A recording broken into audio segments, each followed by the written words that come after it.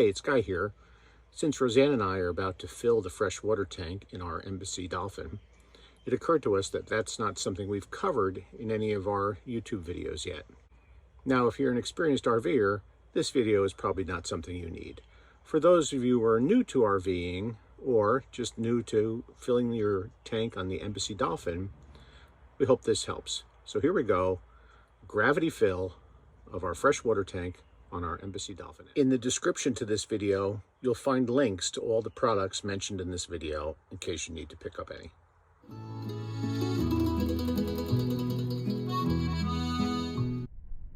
First, let's look at the equipment you're going to need, beginning with this water pressure regulator that's going to be the first thing attached to the nozzle. Campground water pressure can be very high, and without a water pressure regulator, you can damage your hose or your filters, or in the event that you hook up to the van rather than using gravity fill, you could damage your interior plumbing. So you must have one of these. Next in line is our Clear 2O sediment filter. This is designed to filter out large particles in the water before arriving at the next in line, which is our inline filter.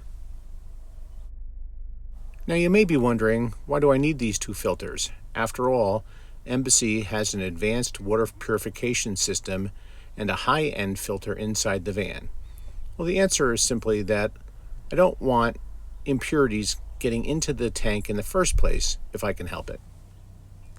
Next, I've put the two ends of a quick connect fitting on the end of the filter and the end of the hose to make the process of hooking the hose up to the filters a little quicker.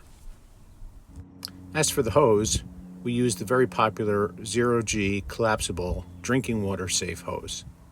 Finally, on the other end of the hose is the indispensable Camco water filler with shutoff valve. Okay, now it's time to connect everything together so that we can fill the tank. The inline filter twists into the sediment filter, and then the hose quick connects to the end of the inline filter. And here you see everything put together at the spigot, and we're ready to go. After you turn on the spigot, it's a good idea to let a little bit of water come out the other end in order to make sure you've gotten any air out of the hose. Once I've done all that, I hand the hose with the valve off to Roseanne, who's waiting inside the van to fill the tank. The gravity fill is found behind the toilet, just below the vanity. You unscrew the lid, you open up the valve for the hose, turn the valve on full force, because if you don't, you will allow air to get into the tank. Underneath the sink is the camera. You can see how the bag will be filling. Look at it before, and then you'll look at it after. With experience, you'll learn to hear the difference in the sounds as the tank is filling.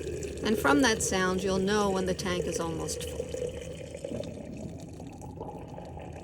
Usually when the tank is about full, a few air bubbles will rise to the top.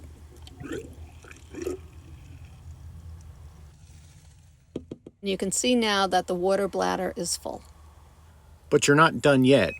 There's no point in having an ozone purification system if you're going to start using the water before you've purified it.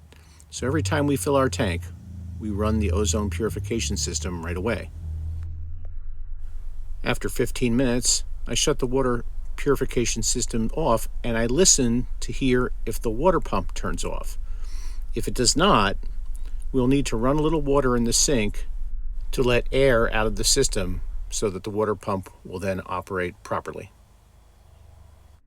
As always, if you've found this video helpful, give it a thumbs up and consider subscribing to our channel to see all our past and future videos. We hope you found this helpful, and we'll see you next time here at Amore Van.